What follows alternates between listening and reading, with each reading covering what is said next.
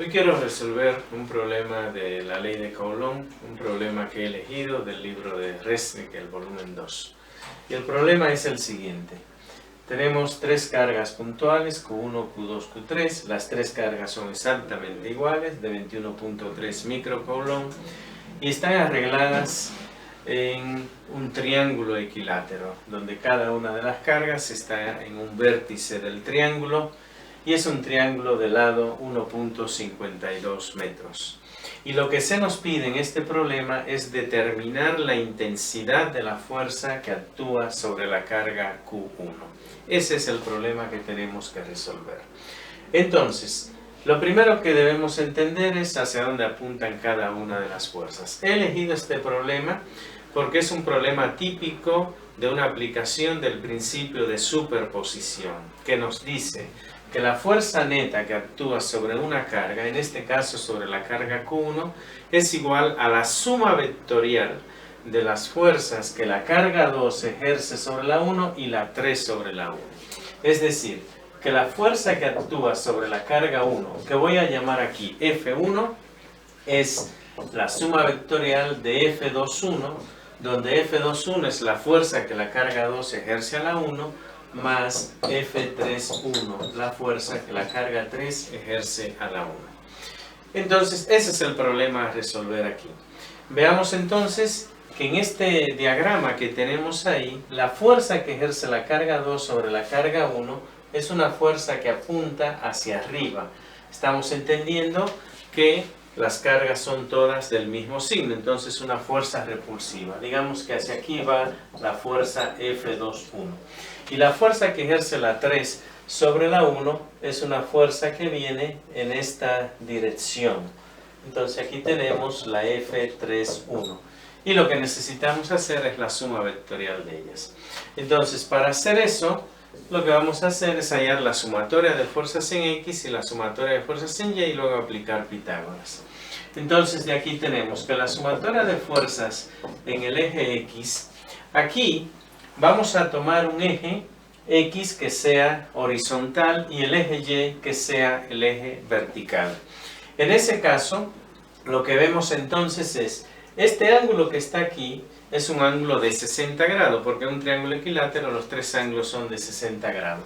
Y ese ángulo es exactamente el mismo ángulo que tenemos aquí. Entonces vamos a poner aquí 60 grados. Por tanto, si nosotros tomamos que el eje Y es la dirección de la F23 y el eje X sería un eje horizontal en este caso, entonces esta fuerza F31 tiene una componente sobre el eje X, que de hecho apunta hacia la izquierda, es negativa. Entonces podemos decir que es menos F31 por el seno del ángulo, porque aquí el ángulo se está formando con el eje vertical. Entonces, por el seno, en este caso, de 60 grados. Y no tenemos más fuerza en el eje X. Y la sumatoria de fuerzas en el eje Y sería igual a la componente de F31 en la dirección vertical, que sería F31 por el coseno del ángulo, el coseno de 60 grados, más la fuerza F21, más F21. Y eso es lo que tenemos. Entonces, lo que tenemos es que calcular quién es F31 y quién es F21. Vamos a hacerlo aquí. F31, el módulo, está dado como la constante de Coulomb, la voy a poner aquí como K directamente, por el producto de las cargas, pero las cargas son exactamente iguales, entonces simplemente voy a poner por Q cuadrado entre la distancia de separación al cuadrado, y la distancia aquí es D, entonces entre D al cuadrado. Si sustituimos esos datos, K vale 8.99 por 10 a la 9, eso lo vamos a multiplicar por la carga, las cargas son todas iguales, de 21.3 microcoulomb, entonces por 21.3 por 10 a la menos 6, eso al cuadrado, y lo dividimos entre la distancia al cuadrado, que es 1.52 al cuadrado. Si hacemos ese cálculo rápidamente, lo que vamos a obtener entonces es lo siguiente.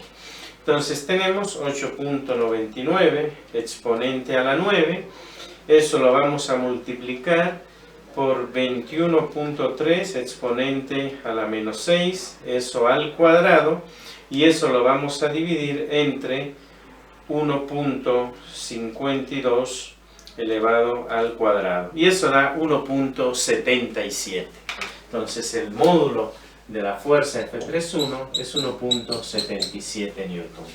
Ahora nótese que F2.1, que es el otro cálculo que tenemos que hacer, también vale 1.77 newton, porque las cargas son las tres iguales y las distancias son iguales, porque estamos formando un triángulo equilátero. O sea que F2.1 también tiene el mismo valor de 1.77 newton.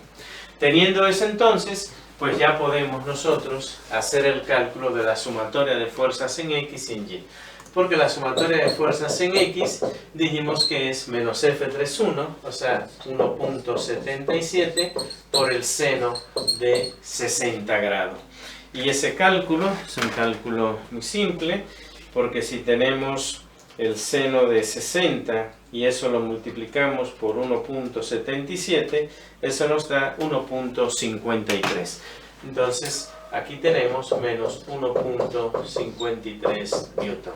Y la sumatoria de fuerzas en el eje Y va a ser simplemente el mismo valor de F3.1, que es 1.77, por el coseno de 60. El coseno de 60 es 0.5. Entonces tenemos 1.77 por 0.5. Y a eso le vamos a sumar F2.1, que vale lo mismo, 1.77. Y eso nos va a dar entonces 2.66. La sumatoria de fuerzas en Y es 2.66 newton. Y una vez que tenemos la sumatoria de fuerzas en X y en Y, ya podemos hallar la intensidad de la fuerza, porque esa la vamos a hallar como la raíz cuadrada de la sumatoria de fuerzas en X al cuadrado más la sumatoria de fuerzas en Y elevada al cuadrado. Y lo que tenemos aquí es simplemente la raíz cuadrada de menos 1.53 elevado al cuadrado más 2.66 elevado al cuadrado. Y hacemos ese cálculo que está ahí, y eso lo que nos va a dar entonces es lo siguiente. Tenemos la raíz cuadrada de 1.53 es elevado al cuadrado más 2.66, eso también elevado al cuadrado, y hallamos raíz eso, y eso nos da 3.07 newtons. Entonces tenemos aquí que la intensidad de la fuerza es 3.07 newton. Eso es lo que nos pide el problema, calcular la intensidad de la fuerza que actúa sobre la carga Q1 en ese arreglo de cargas colocadas en un triángulo equilátero.